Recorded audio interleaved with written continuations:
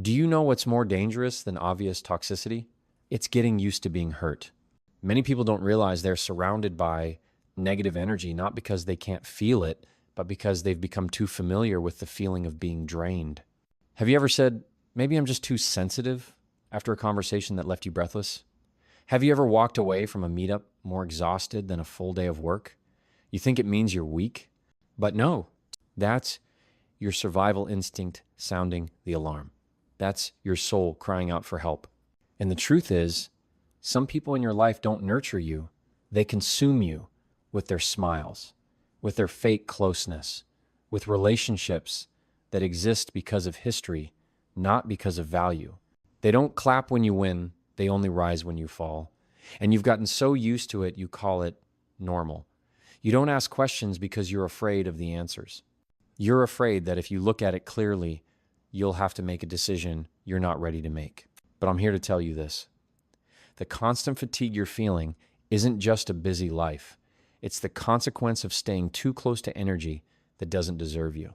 I've seen the strongest people burn out, not because of work, not because of pressure, but because they keep holding on to relationships they know are shrinking them.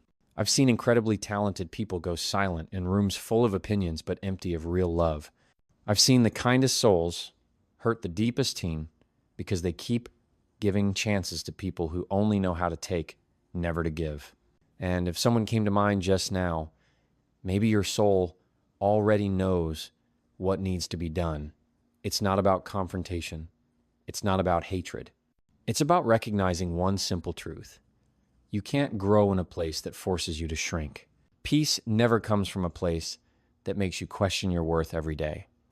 Peace doesn't live in cruel jokes, competitive glances, or calls that only come when they need something.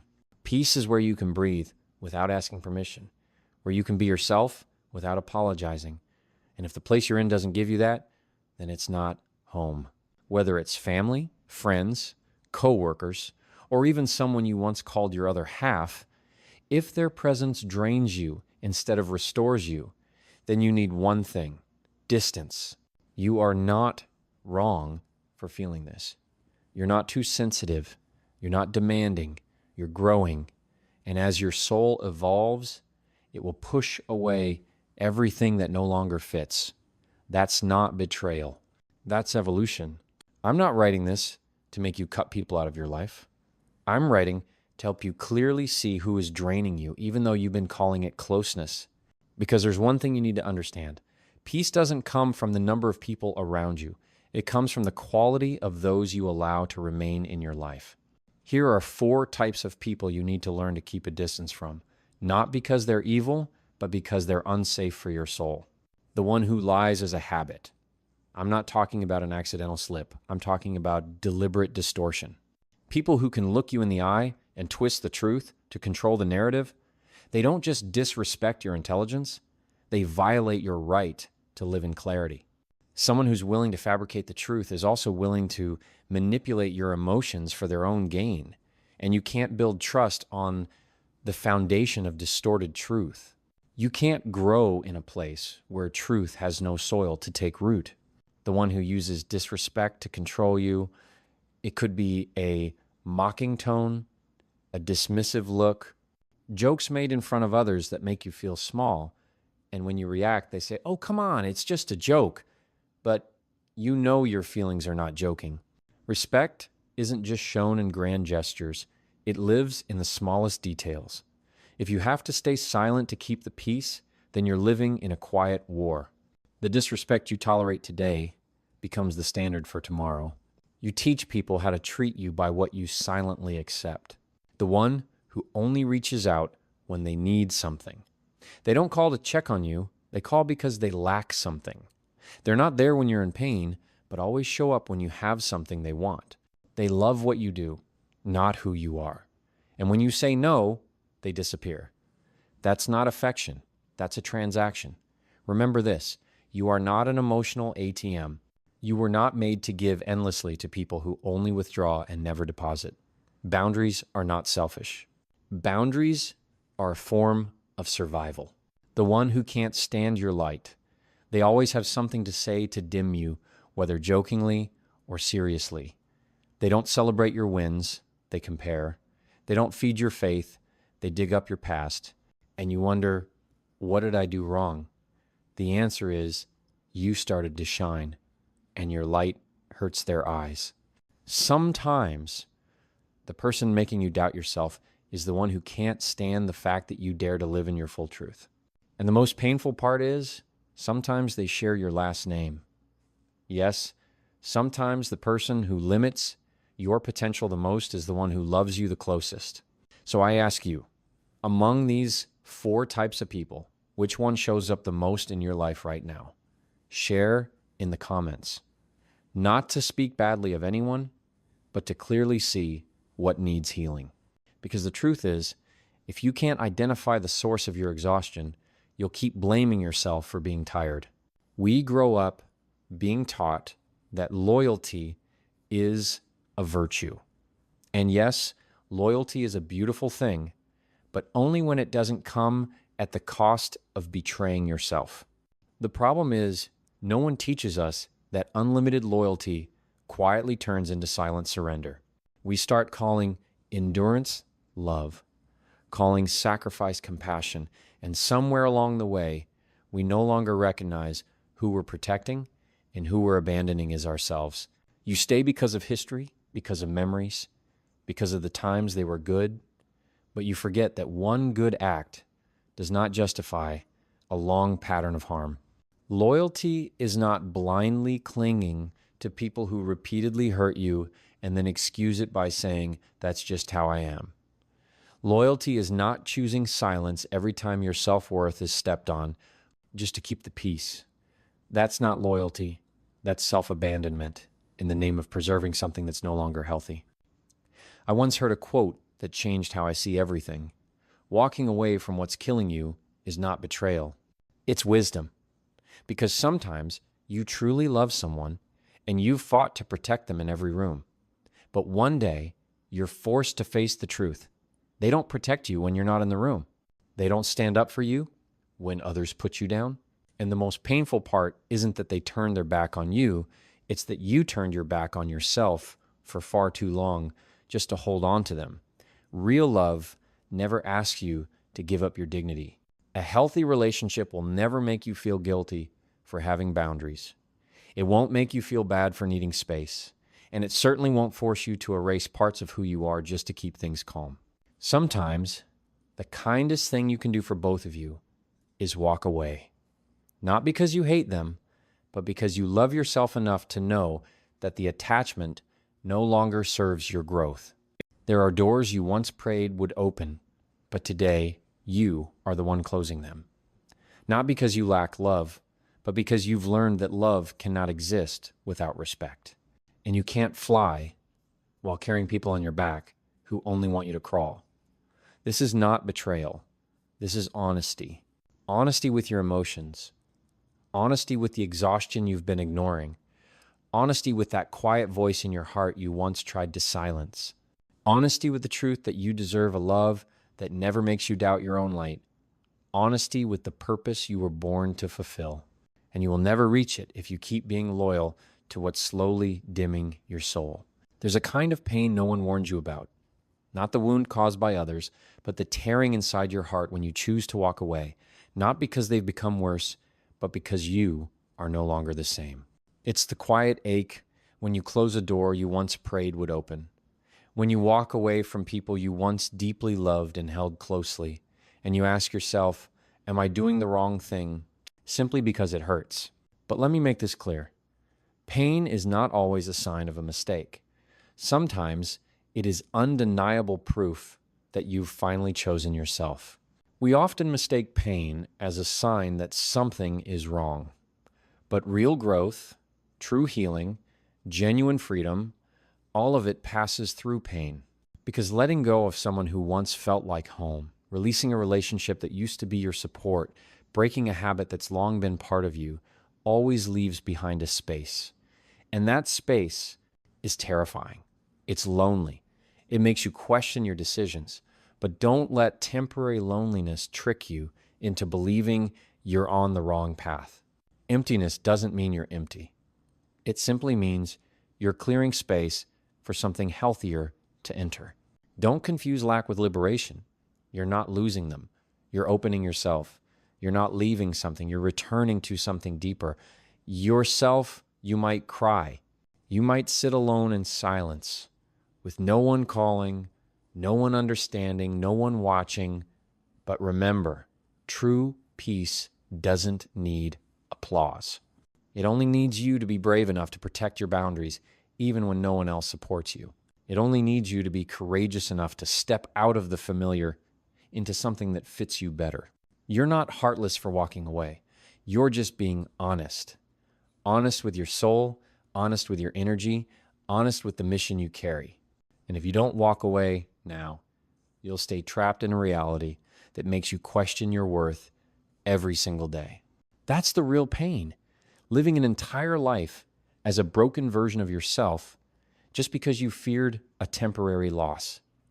But the truth is, when you choose yourself, you don't lose anything. You're simply returning the role you've been performing for too long, one that was never truly yours to carry. And one day, when you've walked far enough, you'll look back, not with regret, but with gratitude for choosing pain in order to choose freedom, for being honest enough to choose the light, and for loving yourself enough to let go when others stopped holding you with respect. Not every pain is a loss. Sometimes it's the clearest sign of all. You are evolving. And no evolution happens inside a comfort zone. No real happiness comes from pretending to be okay. And no peace can survive in relationships that make you doubt yourself every day. If you're hurting as you walk away, know this: you're walking in the right direction. We often talk about cutting ties with others, but very few people mention the harder goodbye, the goodbye to your old self, the version of you that stayed silent when hurt, that forced a smile to avoid confrontation, that apologized for having boundaries, that shrank just so others could feel comfortable. And you did it so many times that sometimes you forgot how radiant you once were. You see, not everything you need to walk away from is outside of you. Some things live deep within, in how you react, in what you allow from others, in the way you say, "I'm fine," while breaking inside. And if you don't stop, if you don't reflect, you'll keep dragging yourself through relationships, jobs, and choices that no longer fit the person you've become, not because you're weak, but because you've outgrown them. And all growth comes with a hard truth. You can't take every old part of you into a new chapter. Maybe you've stayed in survival mode, not because you didn't know how to leave, but because you believed you had to be patient. But be careful. Sometimes what you call forgiveness is really just abandoning yourself. You soften the silence of others by suffocating your own inner voice. You try to hold everything together with kindness, but kindness without boundaries is just another form of self-destruction.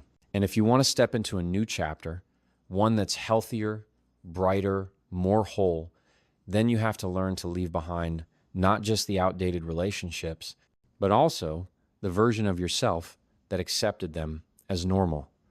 It's not easy to walk away from the habits that once protected you. But remember this: what once was a shelter when you were weak can become a prison if you keep living in it after you've grown strong. A healing soul can't keep speaking the language of someone who once settled. You can't hold on to the dialogue of fear while stepping into the lead role of a free life. Freedom doesn't come from proving someone wrong. Freedom comes when you no longer need to. When you rise, look back at yourself, not with blame, but to say, "Thank you for surviving. Now let me fully live." That's when you know you're not the same anymore. And that's good news, because you weren't born to stay in a version of yourself that was broken, strained, and overloaded. You were born to grow, to rise, to become. Not everyone can walk with you to the end, and not every version of you should either. What once saved you doesn't have to keep you. It's time to write a new chapter, one where you are no longer playing a supporting role in your own life. One of the most persistent illusions in the journey of growth is the belief that you can heal in the very place where you bled, that if you're just patient enough, kind enough, mature enough, everything will come back together. But the truth is, not every wound heals with love. Some wounds need distance. Some chapters need to be closed by your own hand. Not because you love less, but because you can't recover while breathing the same air that once left you gasping. You're trying to preserve a relationship that makes you shrink every time you shine. You keep joining conversations where just the sound of someone's voice makes your chest tighten. You're staying in a group where your presence is always compared, questioned, or minimized. And you call that familiarity. You call that family. You call that loyalty. But be honest, just once. How many parts of you have dimmed just to keep someone else's laughter loud? How many opportunities have you turned down because you feared your growth would make them stop accepting you? You can't go far if every step forward pulls you back with old voices reminding you of who you used to be. No one can fly if they're still chained to the memories that once made them tremble. And more importantly, you can't grow if your environment refuses to grow with you. The truth is, sometimes the only thing standing between you and freedom is space. Space to breathe. Space to think clearly. Space to hear your inner voice again, the one that's been drowned out by the noise of expectations, obligations, and long-held compromises. And maybe you've tried. You've been patient, you've been humble, you've done your part. But hear this clearly. A room that doesn't welcome your strength is not a place you were meant to stay. Real love isn't threatened by your freedom. The right people don't need you to shrink for their comfort. And healing never happens in places where every step forward is met with skeptical stares and resistance. This is the moment to pause and ask, am I healing or am I just enduring beautifully? Because there's a big difference between forgiveness and staying stuck in a loop. Forgiveness is an act of the heart, but protecting your healing is a decision of the mind. And you need both.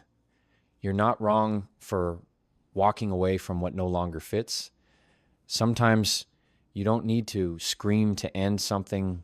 You just need to stand up and walk away. Because no miracle can happen if you keep staying in a battlefield where your soul has long been worn out. Healing begins when you choose yourself and accept the truth. Some places, though they were once your beginning, are not where you were meant to be completed.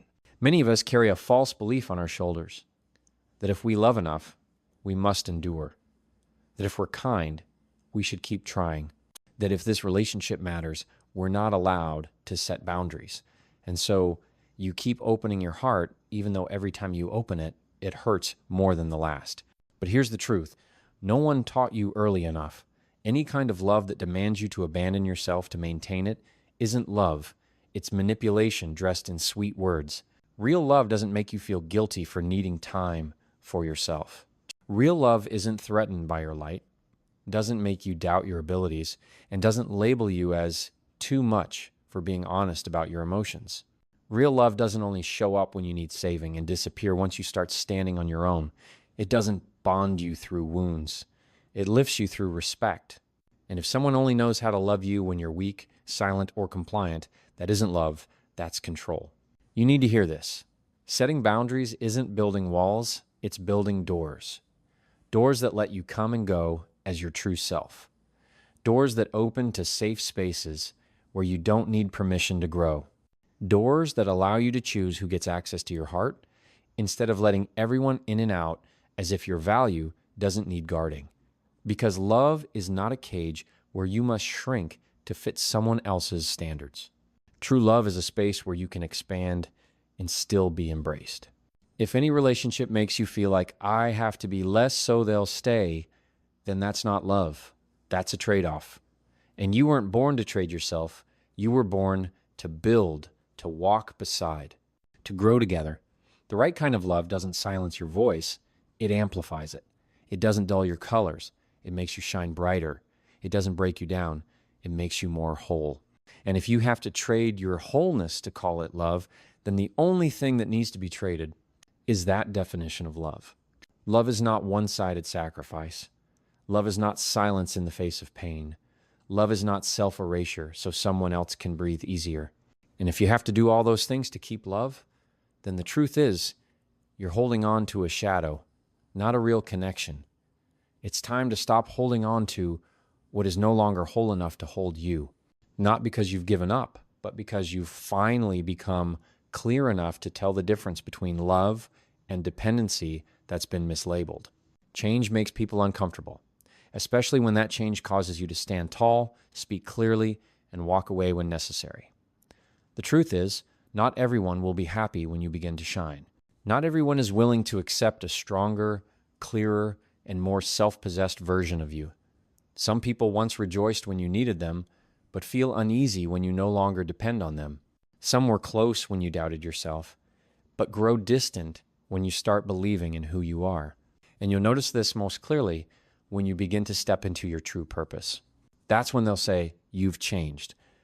But let me make this clear. Change is not betrayal. Change is the natural result of healing. It's proof that you're honoring yourself. It's a silent declaration that says, "I'm no longer willing to live small so others can feel full." And if your light makes someone uncomfortable, that's not a reason to dim it. They may turn away. They may not understand. They may even leave. But light is still light, even if no one recognizes it. You were not made to fit into someone else's expectations. You were made to live in alignment with the sacred design that was breathed into you long before you ever understood what expectations meant. And you cannot fulfill that purpose if you keep living a life programmed by fear, guilt, or the need to be accepted, especially by people who only want to keep you small, not out of love, but because they fear losing control. Let's be honest. How many times have you shrunk yourself to keep the peace? How many times have you dimmed your joy so others wouldn't feel envious? How many times have you pretended not to know, not to see, not to want? Have you pretended just so others wouldn't be uncomfortable? And in return, what did you receive? Half-hearted acceptance, hollow pats on the back, a place in relationships where you have to hide yourself every single day.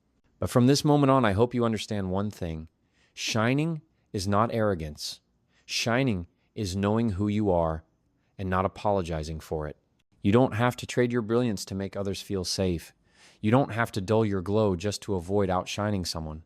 If you have to do that to be loved, then that's not love. If you have to hide the most precious parts of yourself, then that's not connection. That's conditional captivity. And the truth is, God did not create you to live a dim life. You were not born to orbit around someone else's world. You were not built to play the supporting role. There is purpose, light, and greatness placed inside of you, and it's time to step out. No apologies, no shrinking, no bowing your head, because if your light is strong enough to make others uncomfortable, it's also strong enough to light the way for someone else. Not every departure needs a door slam. Not everyone deserves a final explanation from you. Some relationships end with a tearful conversation. Others end with silence. And both are valid as long as you do it with inner clarity. Because what you're truly seeking isn't validation. It's release. Society has conditioned us to be obsessed with ending gracefully. But grace doesn't lie in what you say. It lies in not destroying yourself just to make someone else feel less hurt. You don't need to scream to prove you've had enough. You don't need to write a long message to ask for permission to leave. You don't need one more wound just to clarify something to someone who never cared to understand. You only need one thing: agreement with yourself. Once you're clear inside, the outside can be silent. Let go gently. Not because you're weak, but because you're strong enough not to need one more argument. Walk away without confetti, without noise, because the most sacred thing you can do is to disappear peacefully. No resentment, no revenge, no chaos left behind. Creating distance is not hatred. It's an act of self-love. When you reduce your reactivity, let go of the need to be understood, and release the expectation of an apology that may never come, you begin to reclaim your freedom. You learn that not everyone deserves space in your heart just because they had a role in your past. You begin to see clearly that healing does not require recognition from the one who hurt you, but absolute loyalty from yourself to the person you're becoming. The most effective way to create distance doesn't come through words. It comes through energy withdrawn. The availability you once gave now becomes stillness. The patience you once offered now becomes recovery. Instead of reacting, you disappear. Instead of explaining, you reinvest in yourself. You don't need to speak to prove anything. Your absence will say it all. And if someone once took your presence for granted, they'll feel it most when you pull it back, not in anger, but in peace. Not to punish, but to heal. Because a mature heart knows this.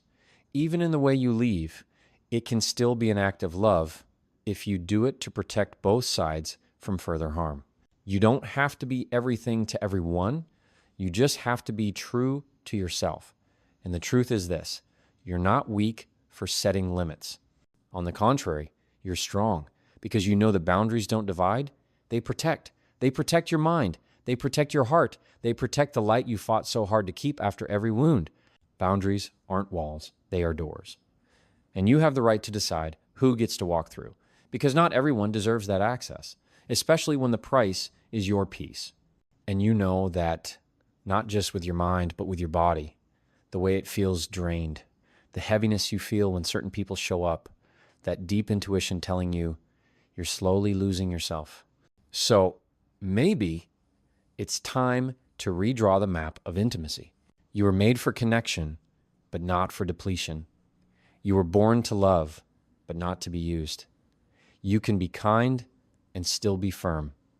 You can be open and still protect yourself. You can love others without betraying yourself. And once you understand that, you'll realize boundaries don't kill intimacy. They build the foundation for real intimacy. Intimacy doesn't come from someone having access to every corner of your soul. It comes from choosing to open the door to those who've earned it. And to do that, you must be clear. Clear about your worth, clear about how you want to be loved, clear about what's acceptable and what's not. When you live in clarity, you're no longer pulled by emotions or old guilt. You begin to love with wisdom, trust with experience, and choose people based on maturity, not fear of being alone. And you know what? Loneliness is not the enemy. Loneliness is the companion of rebirth. It's the moment you learn to come home to yourself. It's when you realize you don't need someone to complete you because you were never incomplete. True rebirth doesn't come from changing your environment or deleting someone from your contacts. It comes from the moment you understand you deserve to be treated with unconditional respect, first and foremost from yourself. And starting today, you begin to live like that. No apologizing for boundaries, no lowering your head because you shine, no explaining your growth. You no longer live to be liked, you live to be free. Free from being drained, free from imposed expectations, free from feeling like a burden. You are not a burden. You are light. And anyone who can't see that doesn't need to walk with you any further. Boundaries aren't something you owe people an explanation for. They're the sign that you're learning how to love yourself the right way. And if someone asks, "Why are you so distant now?" just smile and say, "I'm not distant. I just stopped discounting myself so someone else could afford me." You don't have to understand everything today. You just have to begin. Begin with one small boundary, one well-timed no, one quiet pause to breathe, one act of giving yourself permission to step away from what no longer fits. I know there will be moments when you feel tired, moments when you want to go back, just because it feels familiar. But please don't forget this. You deserve peace. Not when you're perfect, but right now, while you're still learning how to stand steady among the cracks, today, you've had the courage to listen all the way through. That's not small. That speaks volumes. It tells me you're ready for change, not because of anyone else, but because you know there is a freer, stronger version of you waiting on the other side of what no longer serves you. Hold on to that energy. Hold on to that faith. And every day, take one small step toward living a life that never apologizes for your light. Thank you for being here today. Thank you for letting me walk with you, even if just for a few minutes in the long journey of your life. I wish you strength. I wish you peace, enough to say no to what isn't worthy, and courage enough to say yes to yourself. Peace is your birthright. Hold it, guard it, and live like you believe you deserve it, because you truly do.